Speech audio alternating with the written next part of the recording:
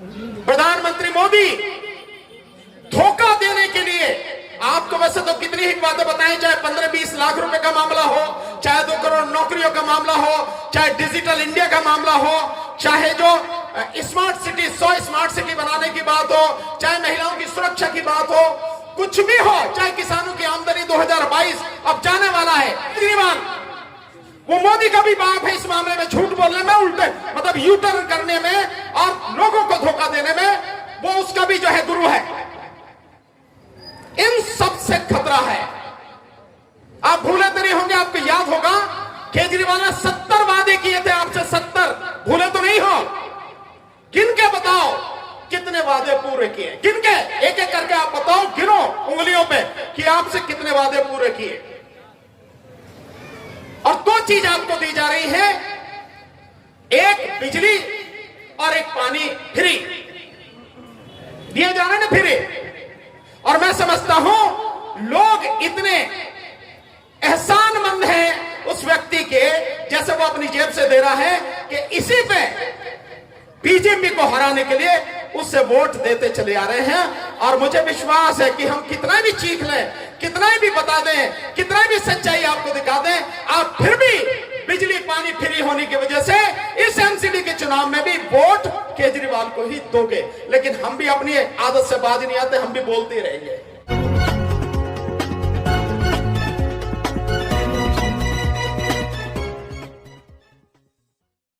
वो 4 स्कूल हैं, उनके ही फोटो दिखा के और शिक्षा में इतना क्रांतिकारी बदलाव किया, ये किया, वो किया, उसे दुनिया भर में भुना रहे हैं, उसको बताते रहते हैं।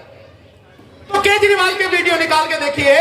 केजरीवाल ने कहा है कि हमने जिस तरह से शिक्षा में सुधार किया है, दिल्ली में स्कूलों की हालत जैसी सुधारी है, 4 लाख बच्चे जो प्राइवेट स्कूलों में पढ़ते थे वो सरकारी स्कूलों में वापस आ गए, यानी सरकारी स्कूलों में उन्होंने दाखिला लिया।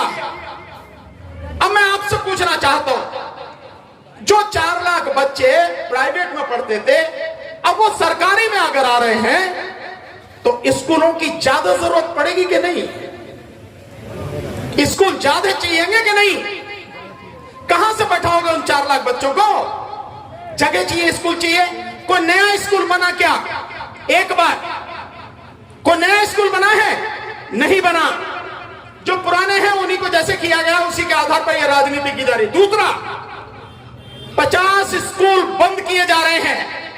आप जाके देखिए, वेबसाइट में पता लग जाएगा आपको, नेट पे जाके देखिए, 50 स्कूल दिल्ली में बंद किए जा रहे हैं। तो आप एक सवाल ये पूछो, अगर 4 लाख बच्चे आ रहे हैं तो ये 50 स्कूल बंद क्यों किए जा रहे हैं? 50 और ज्यादा क्यों नहीं बनवाए जा रहे? इससे साफ जाहिर है कि कोई सुधार नहीं हुआ, कुछ बच्चे नहीं आए, केवल और केवल आपको मूर्ख बनाया जा रहा है ताकि आप इसी भ्रम में पल के केजरीवाल को अच्छा मारते रहो कि केजरीवाल ने आपके बच्चों का जीवन सुधार दिया। क्योंकि आपके पास समय नहीं है सच जानने का। सही बातें, सही आंकड़े आपके पास आ जाएं, इसको आप जानना नहीं चाहते। आप केवल और केवल फ्री बिजली पानी में ही मस्त हो।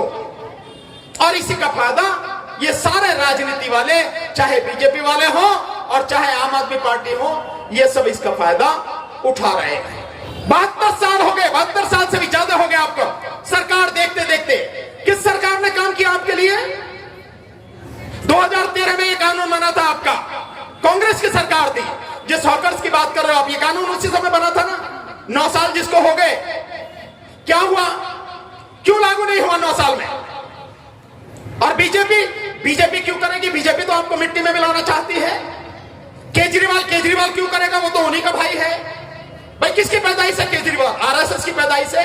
अन्ना के आंदोलन से पैदा है ना। तो अन्ना किसका आदमी है? आरएसएस का आदमी, बीजेपी का आदमी। सारे पैसा, सारे आदमी, सारी सुविधाएं, सारा मीडिया उसके अन्ना के आंदोलन में सब आरएसएस का था। तो तुम्हारे लिए काम क्यों करेगा? और तुम्हें समझ में नहीं आ रहा कि जो नोट पर गणेश और लक्ष्मी छुपाना चाह रहा है वो आरएसएस का आदमी, तुम्हारा कहां से है वो? इसलिए तुम्हें समझना पड़ेगा। राजेंद्र पाल गौतम की बात करी, यहां बैठे हुए एक साथी हैं, वो जो कहा कि 10,000 लोगों ने जो है बौद्ध लीक चली। राजेंद्र पाल गौतम की बात मैं कर रहा हूं। राजेंद्र पाल गौतम का विभाग, जिस विभाग में मंत्री था, 20,000 करोड़ रुपया, अब तो बढ़ के 50,000 करोड़ हो गया। रुपए की बात कर रहा हूं मैं, 20,000 करोड़ पिछले 5 साल में जब इसकी सरकार रही केजरीवाल की, शेड्यूल कास्ट का यानी तुम्हारा पैसा खा गया, जिसका हिसाब नहीं है आज तक।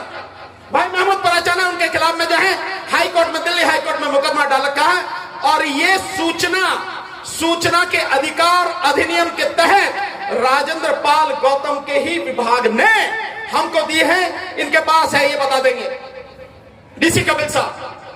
तो ऐसे मंत्री का, ऐसे नेताओं का क्या करोगे इनका? जो आदमी वहां बैठकर मंत्री होते हुए जो समाज की रक्षा नहीं कर सकता, समाज के पैसे को नहीं बचा सकता, समाज के हकों की रक्षा नहीं कर सकता, वो तुम्हारा मंत्री क्या प्रधानमंत्री में बन जाए तो तुम्हारे लिए क्या करेगा? कुछ भी नहीं करेगा।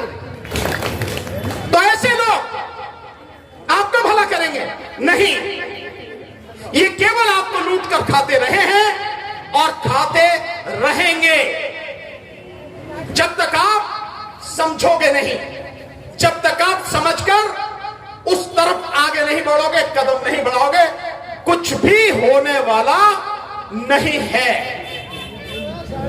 और मैं बार बार कहता हूं, दिल्ली में 3 तरह की सरकार चलती है। एक केंद्र सरकार जिसमें मोदी जी कब्जे पे हैं, एक राज्य सरकार जहां केजरीवाल कब्जे में है, और एक तीसरी सरकार एमसीडी की सरकार जिसके चुनाव होने वाले हैं 4 दिसंबर को, जिसकी घोषणा हो चुकी है। ये 3 सरकारें हैं। आपके पास में मौका है कि इस तीसरी सरकार के लिए जो चुनाव हो रहा है, यहां आप अच्छे लोगों को भेजकर कम से कम एक आवाज मजबूती के साथ उठाने का प्रयास करें। तुम सड़क पर कितने भी चिल्लाते रहो, उसका कोई फर्क नहीं पड़ता। संविधान को अगर बदला जाएगा या संविधान की अगर रक्षा होगी तो सड़क पर किसी हालत में नहीं हो पाएगी। वो रक्षा होगी वहीं पर संसद में बैठकर, जब आपके सांसद पहुंचेंगे, एमपी पहुंचेंगे, जब आपके एमएलए पहुंचेंगे, जब आपके काउंसलर वहां पहुंचेंगे, वहीं होती है सब कुछ। सड़क पर आंदोलन होता है लोगों को जगाने के लिए, और वो आपके बस की नहीं है। आप पूरी तरह से मर चुके हो। मैं यही शब्द कह रहा हूं इस्तेमाल, जैसे जो है उनका जमीर मर चुका है, आप भी, इस देश की जनता भी पूरी तरह से मर चुकी है। जिंदा लाशों के अलावा कुछ नहीं है, वो केवल इतना ही है। इसलिए साथियों, इन सारी चीजों को समझने की जरूरत है। ये चंद मनुवादी लोग हैं, इनकी संख्या 15% है। इन्हें आप वोट देकर हरा सकते हो, बिल्कुल हरा सकते हैं, पर जब तक ईवीएम है तब तक नहीं हरा सकते।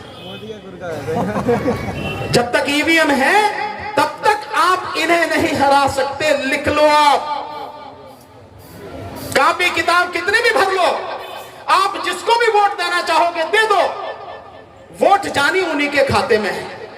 उन्हें किसको जिताना किसको हराना ये वो जानते हैं, बैठ के सारे काम करते हैं, और आप आंख पे पट्टी बांध के बस जिए जा रहे हो। इसलिए मैं बार बार कहता हूं, इसलिए लगातार हम लड़ाई लड़ रहे हैं, आंदोलन कर रहे हैं, इस चुनाव व्यवस्था को सुधारने के लिए, और बातों के साथ साथ ईवीएम और वीवीपैट मशीन को हटाना बहुत जरूरी है। अगर इसे नहीं हटाओगे तो इतने ही नहीं, बस 2024 तक की बात है। 2024 में बीजेपी के आने के बाद ही तुम्हें किसी चीज की जरूरत नहीं पड़ेगी, तुम्हारे सारे अधिकार खत्म हो जाएंगे। इस देश में लोकतंत्र समाप्त होकर राजतंत्र की स्थापना होगी, और फिर उसके बाद आप गुलामों की तरह जिंदगी जियोगे। 2 ही तरह के लोग होंगे, या तो गुलामों की तरह जिंदा रहोगे, और या जो गुलाम नहीं बनेंगे वो लड़ेंगे और मरेंगे, मारेंगे। यही होगा, इसके अलावा कुछ नहीं होगा। इसलिए इसे अगर बचाना है, इस देश को, अपनी आने वाली पीढ़ी को बचाना है, तो ईवीएम को हटाना बहुत जरूरी है। बीजेपी और केजरीवाल दोनों आरएसएस के ही लोग हैं, दोनों सिर्फ उन्हीं के लिए काम करते हैं, और केजरीवाल को सिर्फ इसलिए बढ़ाया जा रहा है कि केजरीवाल बढ़ते बढ़ते इतना मजबूत हो जाए ताकि लोग अपने आप कहने लगे कि भैया बीजेपी को हराना है तो केजरीवाल को वोट दो, यही हरा सकता। जैसे मुसलमान वोट देते हैं कि बीजेपी को हराना तो इनको वोट दो भैया। आपको लगता है कि हम जो बात कह रहे हैं सही कह रहे हैं, आपको लगता है कि तो बात हमारी समझिए और मानकर उस पर अमल करने का प्रयास कीजिए, वरना आपकी इच्छा है जैसा आप करना चाहें करें साथियों। ये जो दौर अब शुरू हुआ है 1 महीने का, इसमें बहुत लोगों को दारू पिलाई जाएगी, पैसे दिए जाएंगे। इस 1 महीने में जितने की दारू पी सकते हो पी लो, और अगर कहीं से ज्यादा मिल जाए तो घर में भी रख लो, लेकिन उसे भी कितने दिन तक पियोगे ये भी आप समझ लेना। जितने पैसे आपको दिए जाएंगे वो पैसे भी आप ले लोगे तो कितने दिन गुजारा होगा, और जो फ्री में आपको दिया जा रहा है वो कितना दिया जा रहा है, आपसे इतना सारा लिया जा रहा है और मुट्ठी भर के आपको दिया जा रहा है, बाकी सब लूट लिया जा रहा है। अगर इसी में आपको वोट देनी है तो आपको तबाही से कोई नहीं रोक सकता, आपकी तबाही होनी कोई नहीं बचा सकता। और अगर आप वाकई में कुछ बदलना चाहते हैं, कुछ अच्छा देखना चाहते हैं, तो हमारा साथ दीजिए और हमारे साथ कदम से कदम मिलाकर चलिए साथियों। मुस्लिम समाज के भाइयों से एक बात, कोई कहेगा नहीं, मैं कह रहा हूं आपसे, आप वोट देते हो बीजेपी को हराने के लिए, यही ट्रेंड है आपका। पूरे भारत में आपसे किसी को वोट मांगने की जरूरत नहीं है, कोई मांगता भी नहीं है आपसे, क्योंकि उन्हें मालूम है कि जो बीजेपी को हराने की स्थिति में होगा मुस्लिम वोट सारा उसी को मिलेगा। हो गया काम? तो फिर आपके पास क्यों जाएगा कोई?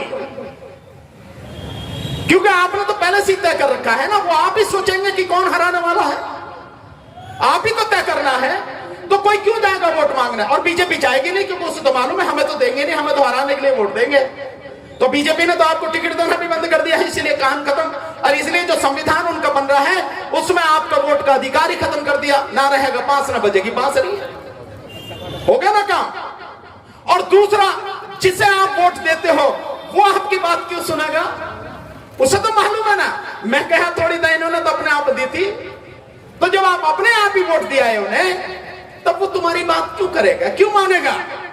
इसलिए हर कोई आपको मूर्ख बना रहा है, हर कोई आपको धोखा दे रहा है, तो समझना आपको है, ये पक्की बात है। मैं भी इस बात को कहता हूं बार बार, बीजेपी को हराना बहुत जरूरी है। देश के लिए सबसे खतरनाक पार्टी, सबसे खतरनाक लोग अगर हैं तो बीजेपी के हैं, उसको हराना निश्चित है, बहुत जरूरी है। लेकिन उसके साथ साथ उन्हें भी हराना जरूरी है जो बीजेपी के ही दूसरे भाई हैं, छोटे भाई हैं, बराबर के भाई हैं और आरएसएस के लोग हैं। यानी बीजेपी और केजरीवाल, इन दोनों पार्टियों का सुपड़ा साफ करना बहुत जरूरी है। मैं साफ शब्दों में कह रहा हूं। एक बात। दूसरी बात, मुस्लिम समाज से मेरी निवेदन है, जिसको भी वोट दो उसे कहकर दो, हमारा परिणाम चाहे जो भी हो चुनाव का, पर हमें आपकी बात सही लगी, अब आप आदमी सही लगे, हम आपके साथ में खड़े होंगे।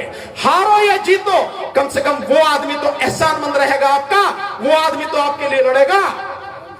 हम आपकी आवाज उठाते हैं, सारे लोग आपकी आवाज उठाते हैं, पर जब आप हमारे साथ ही नहीं हो, हमारे कहने से वोट ही नहीं देते, तो भैया आप जो मन में आता है करते रहो, मैं क्यों आपकी चिंता करूंगा? मुझे तो मालूम है कि आपको वोट देनी है बीजेपी को हराने के लिए, मेरे कहने से तो दोगे नहीं। इस बात को समझने की जरूरत है, जिसको हराना है, जिताना किसको है, इसको भी सोचो समझो और तब उसका साथ में दो। वो हारे या जीते इससे कोई फर्क नहीं पड़ता, लेकिन आदमी अगर मजबूत हुआ, ईमानदार हुआ, निडर हुआ, तो आपकी लड़ाई लड़ेगा अंतिम सांस तक और आपका बाल भी बांका होने देगा नहीं। इस तरह से काम करो। आप सब आए, यहां बहुत अच्छी संख्या आप सारे साथियों की है, बहुत ही देर से आप लोग लगातार सुन रहे हैं मीटिंग को, लोगों की बातें सुन रहे हैं। कभी और मौका मिलेगा फिर बात करेंगे, लेकिन अब आखिर में इसी बात को कहते हुए, आने वाले चुनाव में, कॉरपोरेशन का चुनाव भी छोटा चुनाव नहीं है, कॉरपोरेशन के चुनाव में भी एक यहां पे एक चीजें जो आपको समझने की जरूरत है, एक विधायक को अपने क्षेत्र में काम कराने के लिए 2 करोड़ रुपए साल में मिलते हैं। 2 करोड़ रुपए साल के, अब हो सकता ज्यादा हो पर मेरी जानकारी इतनी ही है। 5 मिल गए, 5 हो गए, 5 हो गए, तो कॉर्पोरेट के जो उससे 5 तो हो गए होंगे, अच्छा उसके भी 2 हैं, तो उसके तीनों की मिलावट तो ज्यादा हो गए। पहले 2 थे और कॉर्पोरेशन जो था उसके काउंसलर के 2.25 लाख रुपए थे जो उसको विकास कार्यों के लिए मिलते थे। तो ये कॉर्पोरेशन का चुनाव भी बहुत महत्वपूर्ण है, बहुत जरूरी है। 2.25 करोड़ ही तो कह रहा हूं, लाख बोल दी नहीं, 2.25 करोड़, करेक्शन, 2.25 करोड़ रुपए मिलते हैं अपने क्षेत्र में, और उसका क्षेत्र एमएलए के क्षेत्र से 1/3 है। इतना पैसा मिलता है, तो वो भी बहुत महत्वपूर्ण एक चुनाव है। उस चुनाव को बहुत सोच समझ के वोट दीजिए और अच्छे लोगों को जिताइए, अच्छे लोगों को राजनीति में लाइए और मजबूत बनिए और मजबूत सरकार और अपने आप को बनाइए। बहुत बहुत शुक्रिया। नमो बुद्धाय, जय भीम, जय भारत, आदाब, सत श्री अकाल, नमस्कार।